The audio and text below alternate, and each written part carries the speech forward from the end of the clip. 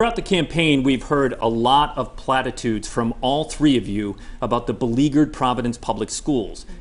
Everyone knows they are in rough shape. Parents don't need you to tell them that the schools have failed generations of kids. So Ms. LaFortune, if you become mayor, what is one concrete thing, just one, that would take a meaningful step toward improving the city schools? Right.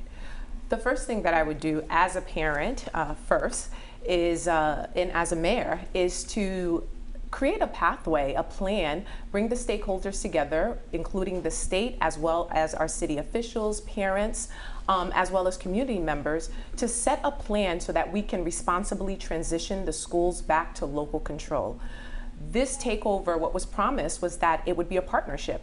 But unfortunately, what we would have seen is controversy after controversy. So it's important for us to get it back to local control, but to do it responsibly and to set the conditions, set the foundation for the conditions so that we can deliver each child in every neighborhood a quality education. You know, Ms. LaFortune, I think parents at home are listening to you and they're going to be like, you know what, this issue has been studied a lot. Yeah. And you saying bringing the stakeholders back together again is just yet another study. We know that eventually, be it a year, be it 2 years, that the schools are going to go back to city control. So when that happens, what is one thing that you would do to take that meaningful step?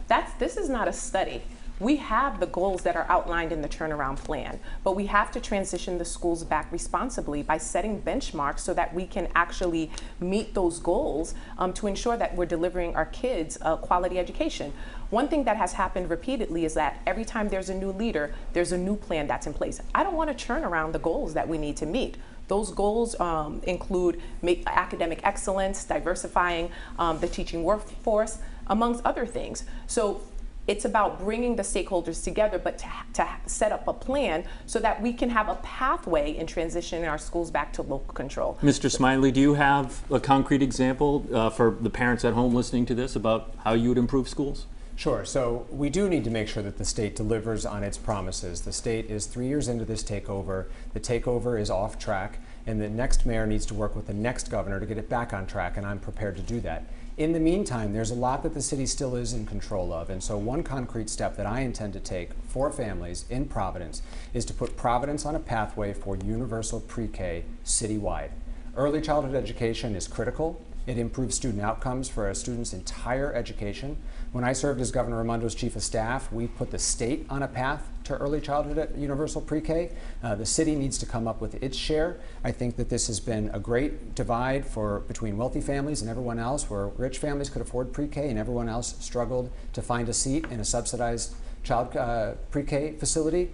We also know that it'll help families pay for the cost of childcare, which is one of the most serious economic burdens facing families in Providence. And when would you make that happen? When would universal pre-K become a reality for the families of Providence?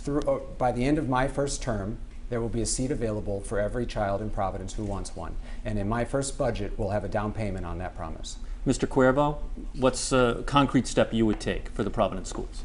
I agree that the takeover has fallen short of its objectives. And we need to get the schools back and put our schools on a path towards consistency and accountability across the board. But the first concrete the first concrete step that I would take as mayor, which is something that's entirely under control of the mayor, is ensuring that the hundreds of millions of dollars that we've borrowed through bonds at the city and state level to improve our schools is being utilized effectively and efficiently to rebuild our crumbling school infrastructure in a way that not only restores the buildings, but prepares them for a 21st century learning environment. What we've seen time and time again is ancient buildings that are a century old, that are restored to near new condition. They get some technology dropped in, but it's still a building that's 80 or 100 years old. There are new realities that our students are facing, new opportunities, new learning methodologies that are being implemented in new buildings that are being built across the state. We've seen this at East Providence High School. We have an opportunity to make sure that these dollars that are readily available right now will be used in an intelligent, thoughtful way that best serves our students immediately. In the first term of the Cuervo administration, how many schools would that be, rising from the ashes in the city of Providence? As many as we have the ability and the funds to complete. Go ahead, Ms. LaFortune. I was going to say, well, this is why we need to have a plan, because many elected officials have promised families that they're going to fix things. I worked on passing the first bond to fix our schools.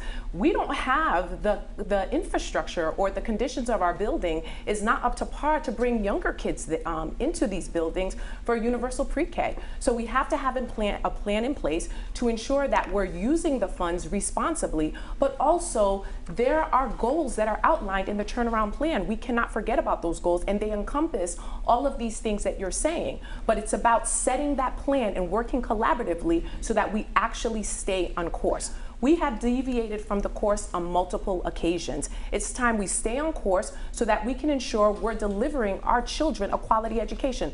I have lived through it. I'm a parent. My child is starting 7th grade in Providence Public Schools.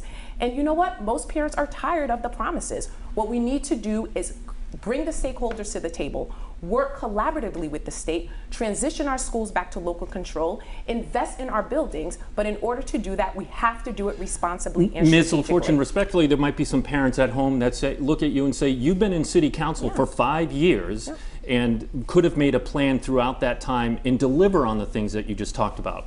Right. How would you respond? So I actually participated in all the many of the conversations with the state when the turnaround took place. When the takeover took place, and provided input. That turnaround plan encompasses input from parents like myself, city council members. And so the whole goal was to start working on them. But then when the state took over, we continued to advocate. I continued to show up. I actually passed legislation to increase social emotional support in our schools and services, which is something that students have been calling on. And last year, the state, RIDE, received money from the federal government to implement those services. I've been talking about working on our school buildings. I made sure that I was knocking on doors, even with a broken ankle, so that our state could pass the bond so we could utilize those funds. I've been holding the district accountable by asking for information and the state to outline where they're at with the school projects, construction projects. So that's something that's on record, I've been doing, and I've been holding our leaders accountable. But in order for us to have control over our schools, we needed to transition back to local control. What was promised to us was a partnership, and you know, Brett Smiley is an architect of this plan, but unfortunately, the state has not delivered, and they're making decisions without including the most important people, which are the parents and the stakeholders. Okay, before we go to Steph, Mr. Smiley, you can weigh in since she brought you up in that answer, and I'll give you the final word, Mr. Cuervo. Yeah, after 30 years of dismal results, it was decided that something needed to change. We needed to try something different. Whatever we were trying wasn't working. And so Governor Raimondo, when she was governor and I was her chief of staff, along with a team of excellent qualified professionals, decided to take a bold step to take over the Providence Public Schools. Unfortunately, in the 3 years since then, we faced a global pandemic.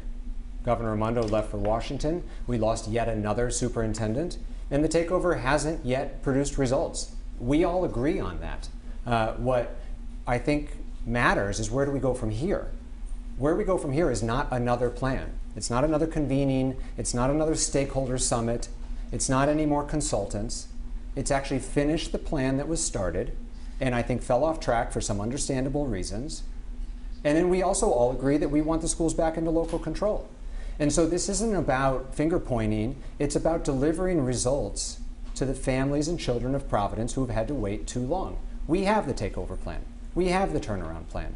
It's off track. It's time to get back on track. I'm looking forward to working with the next governor to get back on track so that we can actually start moving the needle for families and children. Mr. Cuervo, final word, is he right?